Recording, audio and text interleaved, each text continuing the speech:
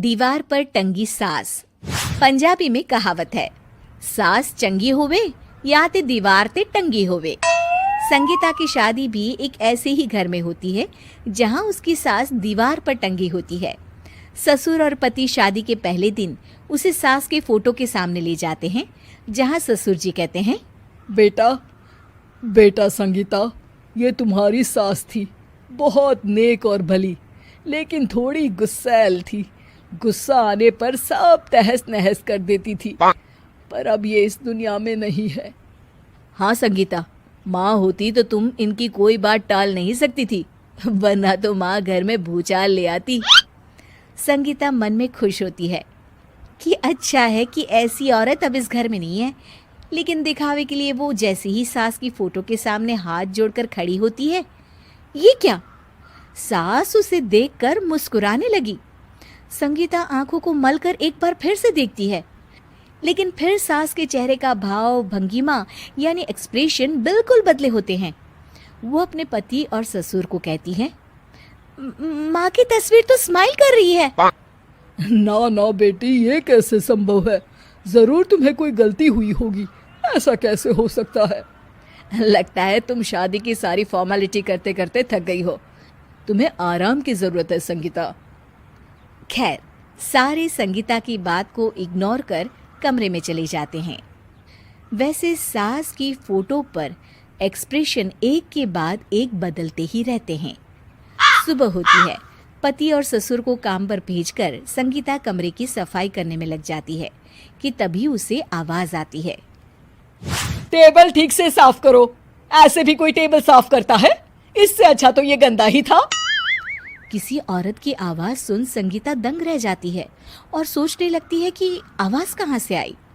आवाज को नजरअंदाज कर वो फिर से अपना काम करना शुरू करती है, लेकिन इस बार तो आवाज बिल्कुल उसके कान के पास से आती है। मेरा घर है ये। जब तक मैं थी चमका कर रखती थी, हर एक चीज शीशे की तरह थी। तुम्हें तो ना सफाई आती है ना कुछ पता है। क्यों तुम्हें मेरे घर की जिम्मेदारी दे दी गई है? पता नहीं तुम में मेरे बेटे को क्या दिखाई दिया। मैं होती तो एक से बढ़कर एक लड़कियों की लाइन लगा देती। अब संगीता को समझने में देर नहीं लगी कि ये आवाज किसी और की नहीं बल्कि उसकी सास की है, जो दीवार पर टंगी है। वो उसके पास जाती है और कहती है, नमस्ते सासू माँ, मुझे तो कल ही लग रहा था कि दीवार में कुछ काला है। वो दीवार नहीं, दाल होती है पगली। सही पकड़े हैं सासू माँ। तो क्या हो गया आपको जो आप यहाँ भी चैन से नहीं बैठी हैं? सुना मैंने आपका व्यवहार काफी गुस्से वाला था।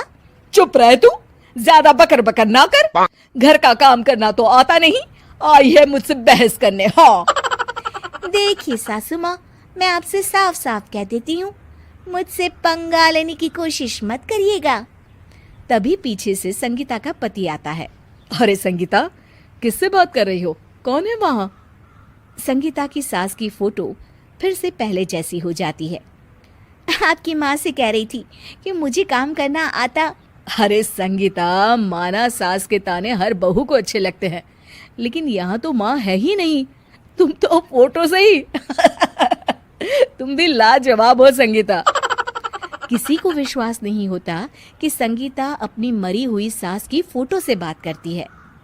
वहीं आए दिन संगीता की सास संगीता को किसी न किसी बात पर आते जाते ताने देती।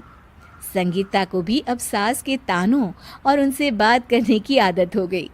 वो कभी खानदान की कहानी तो कभी तीज त्योहार कैसे मनाए या किसी व्यंजन की रेसिपी सास से ही पूछती। सारा दिन घर में अकेली संगीता की सास अब उसके लिए तानों के साथ पक्की साथी की तरह भी रहने लगी थी, जो किसी और को नहीं बल्कि संगीता को ही सुनाई देती।